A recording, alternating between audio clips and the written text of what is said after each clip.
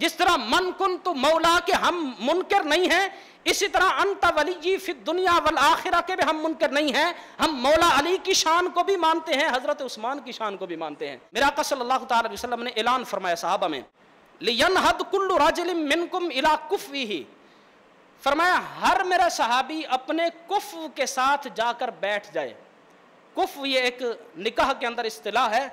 اس کا آسان معنی یوں سمجھ لیں کہ ہم پلہ برابر، دو بندے جو ایک دوسرے کے ہم پلہ ہوں، برابر سرابر ہوں، اس کو کفو کہا جاتا ہے. تو حضرت سعد بن ابی وقاص فرماتے ہیں جب میرے آقا نے یہ اعلان فرمایا، فنہد النبی الی عثمان رضی اللہ تعالیٰ عنہ، حضور علیہ السلام نے یہ اعلان کیا کہ ہر بندہ اٹھ کر اپنے ہم پلہ کے ساتھ جا کر بیٹھ جائے. اعلان کرنے کے بعد ہمارے آقا خود اٹھ کر حضرت عثمان کے پاس آ کر بیٹھ گئے. حالانکہ نبیوں میں میرے آقا کا کوئی ہم پلہ نہیں. میرے آقا کی شفقت حضرت عثمان کو فضیلت دینا تھی. میرے آقا نے پہلے اعلان کیا کہ جو دو بندے برابر ہیں، ہم پلہ ہیں، ایک دوسرے کے پاس آ کر بیٹھ جائیں. پھر حضور اٹھ کر خود حضرت عثمان کے پاس آ کر بیٹھ گئے.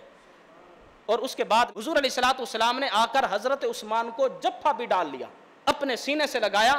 اور میرے آقا صلی اللہ تعالی علیہ وسلم نے فرمایا، انت ولی فی الدنیا والآخرہ، فرمایا اے عثمان تو میرا دنیا میں بھی دوست ہے، آخرت میں بھی دوست ہے. جس طرح من کنتو مولا کے ہم منکر نہیں ہیں، اسی طرح انت ولی فی الدنیا والآخرہ کے بھی ہم منکر نہیں ہیں. ہم مولا علی کی شان کو بھی مانتے ہیں، حضرت عثمان کی شان کو بھی مانتے ہیں. میرے آقا نے فرمایا اے عثمان تو دنیا میں بھی میرا دوست ہے، آخرت کے اندر بھی میرا دوست ہے. حضرت جناب عثمان رضی اللہ تعالیٰ عنہ کی عظمت اور شان کو اس طرح میرے آقا نے بیان فرمایا.